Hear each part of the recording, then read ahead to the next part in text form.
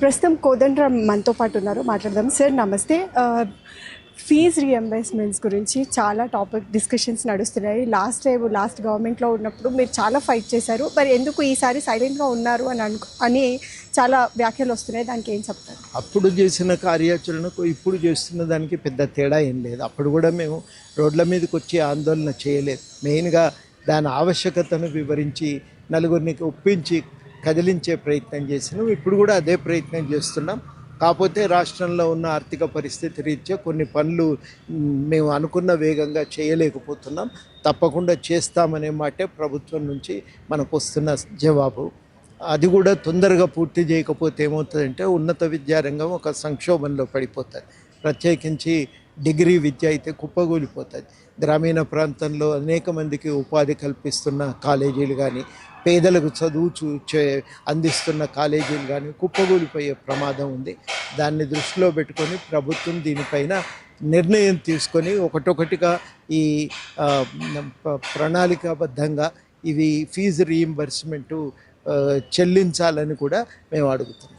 అయితే గ్రాడ్యుయేట్ ఎన్నికలకి అన్ని పార్టీలు రెడీ అవుతున్నాయి. సో మీరు ఎలా ముందుకు పోబోతున్నారు? మేము కూడా ఆలోచించుకుంటాం కదా, ఆలోచించి దానిపై నిర్ణయం తీసుకుంటాం. సరే సార్, అయితే జాబ్ క్యాలెండర్ ఇవ్వడం లేదని కూడా చాలా వరకు ఇచ్చేస్తున్నారు. సో దానికి ఏం చెప్తారు? పోయినసారి జాబ్ క్యాలెండర్ ఇచ్చిన తర్వాత దాన్ని అమలు చేయలేకపోయింది. రకరకాల సమస్యలు వచ్చినాయి. అయితే వాళ్ళు అట్లా అమల్లో ఉన్న ఇబ్బందుల రీత్యా వాళ్ళు ఆగింది మళ్ళీ జాబ్ క్యాలెండర్. అయితే ఇప్పటికైనా మీరు దాన్ని వచ్చిన పరిమితులను దృష్టిలో పెట్టుకొని ఇప్పటికీ కూడా జాబ్ క్యాలెండర్ ఇవ్వటం అవసరము అనేది మేము చెప్తా ఉన్నాం. దాని విషయం ఆలోచిస్తామంటున్నారు. అది అట్లాగే ఇంకా ఒక నిర్ణయానికైతే రాలేదు. కానీ ఉన్న పోస్టులు మెల్లమెల్లగా ఒకటి తర్వాత ఒకటి పోస్టులు అయితే భర్తీ చేస్తామనే మాట ఇచ్చిర్రు. దాని ప్రకారం ఈ మధ్యనే కొన్ని పోస్టులకు ప్రకటనలు కూడా వస్తున్నాయి.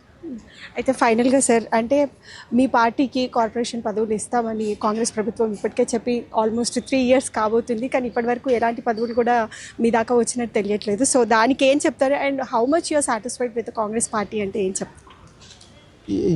ఏ గవర్నమెంట్ అయినా 100% మనము దానికి మనం అనుకున్నట్టుగా పనిచేయదు కదా. దాని పరిమితులు వాళ్ళకు ఉంటాయి. ప్రధానంగా నిధులలేమి అనేది వాళ్ళని ఇబ్బంది పెడుతున్నటువంటి పరిస్థితుల్లో కూడా ఇవాళ ఉన్న కాంగ్రెస్ గవర్నమెంట్ మరి చాలా ఒక రాజకీయ రంగంలోనైతే ఒక ప్రశాంత వాతావరణాన్ని తీసుకొచ్చిండ్రు. అయితే ఇంకా ఆర్థిక రంగంలో ఉపాధి కల్పన, తర్వాత వ్యవసాయ అభివృద్ధి, పేదల ఒక ఉపాధి బతుకుదెరువు అవకాశాలను విస్తరించే రీతిలో ఇంకా అభివృద్ధిలో ప్రణాళికాబద్ధంగా ఇంకా ముందుకు పోవాల్సిన అవసరం అయితే ఉంది. ఆ రంగంలో మాత్రం తప్పకుండా తెలంగాణ ఉద్యమ దృష్టిలో పెట్టుకొని ప్రొఫెసర్ జయశంకర్ లాంటి వారు చేసిన సూచనలను దృష్టిలో పెట్టుకొని ఒక నిర్ణయం చేయవలసిన అవసరం ఉంది. తొందరగా నిర్ణయం చేస్తే ఆ విషయంలో కొంత మనం గతంలో మాదిరిగా విజన్ 2020 లాంటి ప్రణాళికలు పనికిరావు. ఆ సరళీకరణ చట్రంకెళ్ళి బయటపడి కొత్తగా ఆలోచించవలసిన అవసరం అయితే ఉంది. ఆ ఆలోచన జరగాలని మేము కోరుకుంటున్నాం. ఫైనల్గా కోదండరామ్ గారు ఇప్పుడు మాతో పాటు ఉన్నారు కాబట్టి మీరు చెప్పాలి కాబట్టి అడుగుతున్నాను ఈ విషయం. ఏంటంటే గత ప్రభుత్వంలో చాలా గట్టిగా గల్లం విప్పిన కోదండరామ్ స్టూడెంట్స్ పట్ల ఈ ప్రభుత్వం వచ్చిన తర్వాత ఎందుకు మాట్లాడట్లేదు అనే విమర్శలు చాలా గట్టిగా వస్తున్నాయి. సో మీరు ఇప్పుడు మా ముందున్నారు కాబట్టి మీకు చెప్పాలి. మౌనం ఏం లేదు, సమస్యల మీద మాట్లాడుతున్నాం. కాకపోతే గత ప్రభుత్వం ఏంటంటే ఎవరిని దగ్గరికి కూడా రానియలే కాబట్టి రోడ్ల మీదకి వచ్చి చెప్పవలసి వచ్చింది. ఈ ప్రభుత్వంలో కనీసం మనం పోయి కలిసి మాట్లాడి గట్టిగా చెప్పగలిగే అవకాశం ఉంది. ఆ అవకాశాన్ని వాడుకుంటున్నాం. కానీ సమస్యల విషయంలో మా దృష్టికోణం మాత్రం మారలేదు.